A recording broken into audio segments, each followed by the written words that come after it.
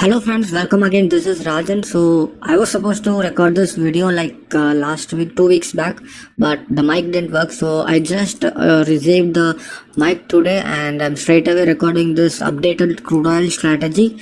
Okay, so we are going to use only supply and demand and JFT zones going forward, and we're not going to use JFT bands or advanced VWAP, mainly because a few are not able to use it efficiently, but I have figured out, and supply and demand and JFT zone is more than enough for you to make money in crude oil. Okay, so as mentioned, we are going to combine only the price action. The indicator part, it's like 20 to 30% only, so please pay attention. So we are going to focus more on the price action part here, because the main reason why I'm taking trades in crude oil is because it tells me that there is a buying pressure. And how do I know there is a buying pressure? It's only through the wicks, and wicks at the exact important area, which is supply and demand area, and also sometimes JFT zones. Okay, so this one of the recent trade I'll explain you. Okay, so this is the a huge resistance, and this was broken, right? And at one point of time there was a support. Okay, and if you look at it, let's say you have taken a trade here. Where is this? Okay, I definitely would not take a trade here. Okay, because this is a, although this is kind of a morning star pattern here in 15 minutes time frame, it doesn't give us a confluence, right? So if this red line is here, probably I would have definitely taken a trade with confidence. Okay, so now I will just wait for it to break this. All right, and which is what has happened. And if you have taken an entry here, this is a plain 10 points. Always remember that there will be time you will get 20 points, 25 points. Okay, but that doesn't mean that every time you must always look for 20-25 points. Whenever you see 10 points, be happy with that and close the trade, because we are looking at the accuracy. Okay, 10 points every day is our target, but yes, sometimes 15 point, 20 point is completely fine. As per each setup will give you different kind of reward, right? So let me come back to this again. It retested this one. Okay, this is the trade which I've taken it. What happened? It has taken a good support. So this wick suggested me that it has to go at least 10 points, because it is taking support in this trend line and also our zone. So there should be at least a 10-point move. This is, I guess, a 25, around 20 to 25 points move, but I am completely fancy here. I am not going to confirm with green candle and then enter. I'm straight away. So wait for the 15-minute candle close, because sometimes it will close very strong, which means that's a bearishness. Okay, don't enter there. Here it suggests me that there is a buying pressure, because there is a wick and it has taken a support. There is a huge support here, trend line, and also a demand zone. Correct. So this is where I entered, 10 points booked. Okay, and look at the price action the entire day when this occurred, right? When this occurred and when this happened, right, I was very sure that it will fall, because whenever it falls drastically, it has to retrace for sure. Okay, it has to give a pullback for sure. And if you ask me, I frankly would have gone long looking at this price action, the hammer candle which has formed here. So here 70% is your knowledge. 70% of your trade depends on candlestick knowledge and the price action knowledge. Okay, we are just looking for some additional confirmation with our zones. Okay, so here I am taking the trade only because of the hammer pattern. Look at this, the gigantic hammer pattern. It's not like a small pattern, right? It's very huge, which tells me that it has to at least retrace. Me, see, I didn't expect it to go up to here. My expectation would have been at least to touch this red zone.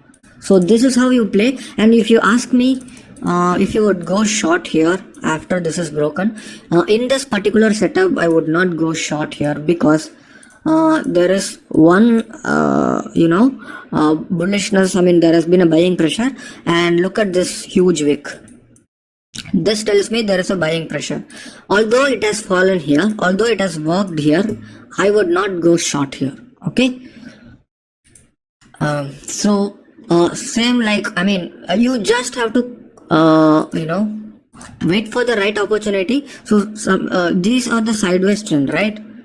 These are the complete sideways trend. Sometimes when this things like this happens, right, this area and also especially this area, I would not trade for 1 to 2 days, because if something like this happen, definitely there will be a sideways trend, because there is there is a indecision going on, right? So what do I mean by indecision? There is a selling pressure, there is a buying pressure, there is a selling pressure.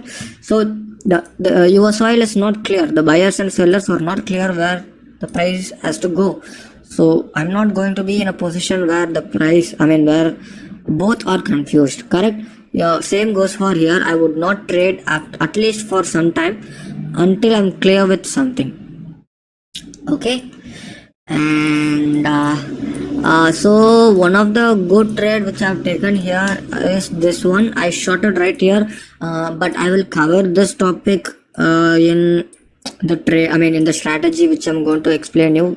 I told you, right, I'm going to update a new strategy only based on price action, and we are not going to use anything, right?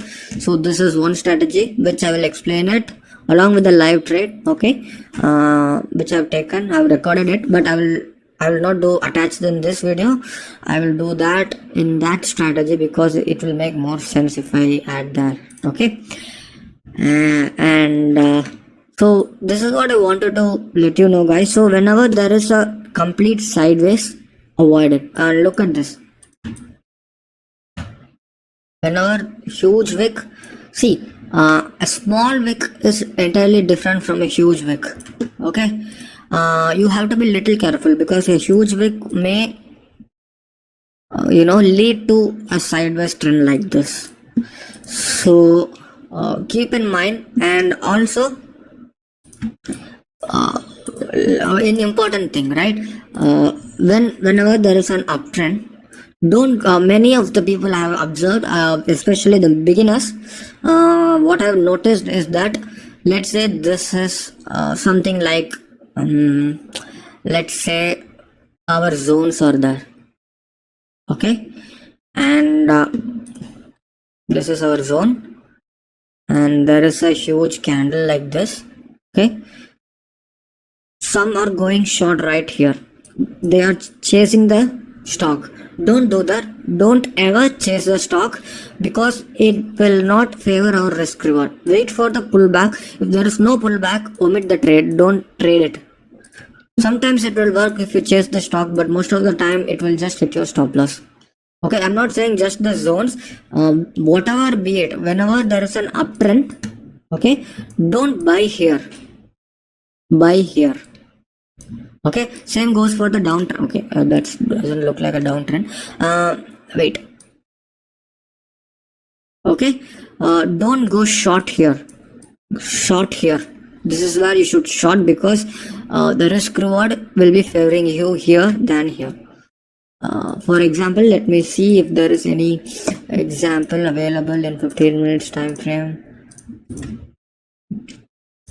Okay, this is what I mean. When you see a rejection at this area, what majority would do, they will go short here, correct? Looking at this candle, at least it has to come here, right? This is what they will be thinking, but no, you have to go short in this green candle because your risk is very minimal, right? The reason why you may not go short here is because you might think that why would I go short at the top, but no, there is a rejection. This is a huge red candle, and even if it hits your stop loss, your stop loss is very minimal here, right? I will keep a 5-point stop loss with 10 to 15 points target, which got hit very easily. So what beginners would do, they are going short here, which you should not do. Okay, and I mean, that's it. I mean, these are the mistakes that people have been doing it, and I just wanted to clear it up. Look at this price action, guys. Price. Okay, let me draw. I see something here. In 5 minutes, I guess.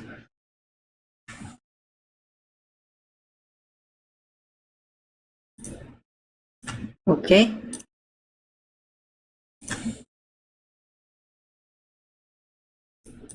This is a small pattern. Let's say this is a small pattern. Okay. You will be waiting for a breakout and probably you will chase the stock here. Correct? No, don't do it. I already see an opportunity here. Why? Look at the wick and also an U-shaped recovery, and you can definitely go long here with your stop loss here confidently, because look at the wicks, guys. Very huge wicks. I would not wait for these many wicks. I would have gone long looking at this green candle itself. Okay, my stop loss would be below this, and my target would be 10 points. That's it. Okay, and that's it. So this is how you play. We do not want anything more than JFT zones on supply and demand, because lately I didn't use JFT bands and advanced VWAP, because there is just too much of confusion going on. So it's better to stick with only two things: price action, wicks. What do I mean by wicks? This one, these buying pressure, selling pressure, and confluence with any of our zones or JFT zones. Okay, combine with that. 10 points is easy. Let me know how it goes. If you guys face any issues, please let me know so that I can improve it. Okay, thank you so much. As mentioned, I will upload the video of that new strategy. So it's not an option strategy, it's just a plain price action strategy which you are going to use in swing trading. There is just a small correction. That's nothing new. Please do not, because somewhere like I cannot wait, please do it quickly. Okay, because I got freaked out because they think like that's some sort of a very good strategy or something, new strategy or something. It's a good strategy, definitely. I was able to enter with a really good risk reward ratio with that strategy. I was able to it makes a difference for sure, but don't keep your hopes high. Let's keep it minimal. Okay, I will post that video. I need some more time because I am looking for more examples which I have gotten this month, and I will explain it. I'm just delaying it because I want to explain it in a very simple manner so that you guys can understand it very easily. Okay, so the more examples I get, it is easier for me to explain. Okay, so yeah, that would be all. Thanks.